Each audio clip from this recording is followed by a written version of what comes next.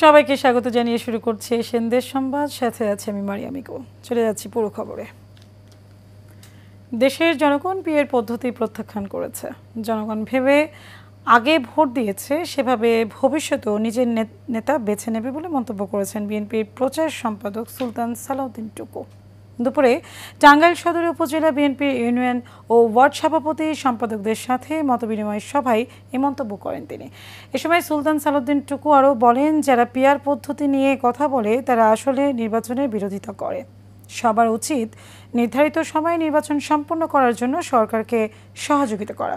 সভায় উপস্থিত ছিলেন জেলা বিএনপির সাবেক সদস্য সচিব মাহমুদুল হক শানু, সাবেক সাংগঠনিক সম্পাদক শফিকুর রহমান শফি সহ আরও অনেকে।